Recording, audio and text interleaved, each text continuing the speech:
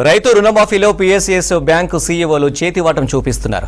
రైతులకు తెలియకుండానే వారి పేరు మీద లోన్లు తీసుకుని రుణమాఫీ డబ్బు దక్కించుకుంటున్నారు. రుణమాఫీపై రైతులకు మెసేజ్ రావడంతో ఈ బాగోతం బయటపడింది. అధికారుల తీరుపై ప్రజావాణిలో ఫిర్యాదు చేశారు రైతులు. దీనిపై విచారణ అధికారిని నియమించి ఎంక్వైరీ చేయిస్తున్నారు కలెక్టర్.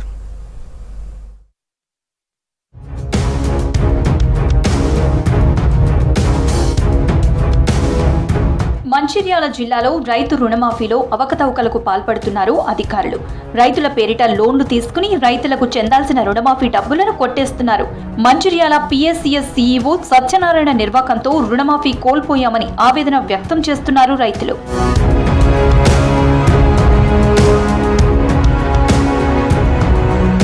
హాజీపూర్ మండలం ముల్కల గ్రామానికి చెందిన రైతు లక్ష్మయ్య 2016లో ఆంధ్ర బ్యాంకులో 1,40,000 రూపాయల క్రాప్ లోన్ తీసుకున్నాడు. ఈ లోన్కు 2020 వరకు ఏటా వడ్డీ చెల్లించి రెన్యువల్ చేసుకున్నాడు. 2021 నుంచి ఆ లోన్ పెండింగ్ లోనే ఉంది. వాస్తవంగా లక్ష్మయ్యకు ఆంధ్ర బ్యాంకులో ఉన్న లోన్ మాఫీ కావాల్సి ఉంది. కానీ పీఎస్సీఎస్ సీఈఓ సత్యనారాయణ లక్ష్మయ్య పేరు మీద 2023 డిసెంబర్ 9న క్రాప్ లోన్ తీసుకున్నాడు. ప్రభుత్వానికి పంపిన లిస్ట్ లో సత్యనారాయణ తీసుకున్న లోన్ వివరాలు పెట్టాడు. దీంతో లక్ష్మయ్య పేరు మీద సత్యనారాయణ తీసుకున్న లోన్ మాఫీ అయింది. లక్ష్మయ్య ఆంధ్ర బ్యాంకులో తీసుకున్న లోన్ ఇంకా పెండింగ్ లోనే ఉంది.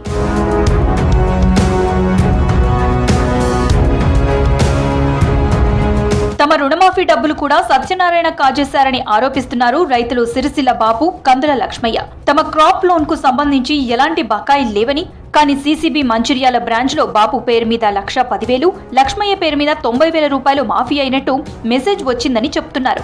పీఎస్సీఎస్ సీఈఓ సత్యనారాయణను సంప్రదించగా ఫేక్ మెసేజ్లంటూ మభ్యపెట్టి ప్రయత్నం చేశాడు.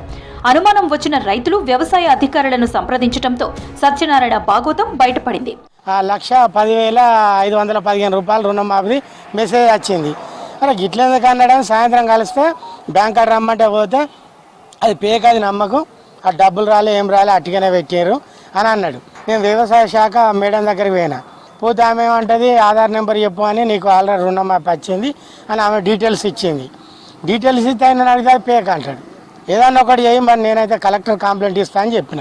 సోమవారం వరకు ఏదో ఒకటి కాకపోతే అంటే నిన్న పొద్దున ఫోన్ చేసి నా తప్పైంది, కాలు మొక్తా, క్షమించు, కానీ ఇప్పుడు డబ్బులు లేవంటాడు. డబ్బులు ఇవ్వనంటాడు. డబ్బులు ఇవ్వనంటే కుదరది, కలెక్టర్ కంప్లైంట్ ఇస్తా అని చెప్పిన. మంచిర్యాల పీఎస్సీఎస్ లోనే కాకుండా జిల్లా వ్యాప్తంగా సహకార బ్యాంకుల్లో అక్రమాలు జరిగినట్లు ఆరోపిస్తున్నారు రైతులు.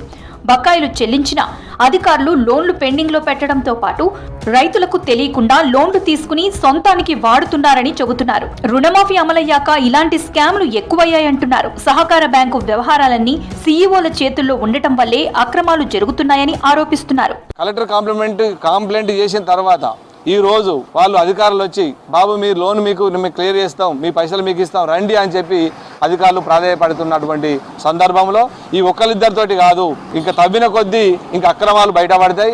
దీని మీద పై అధికారులు వెంటనే స్పందించి ఎంతమంది రైతులు రుణం తీసుకున్నారు, అసలు ఎంతమంది రుణం తీసుకోలేదు, దీన్ని ఎంతమంది అధికారులు దుర్వినియోగం చేశారు అనేది పగడ్బందీగా దీని మీద దర్యాప్తు చేయాలి.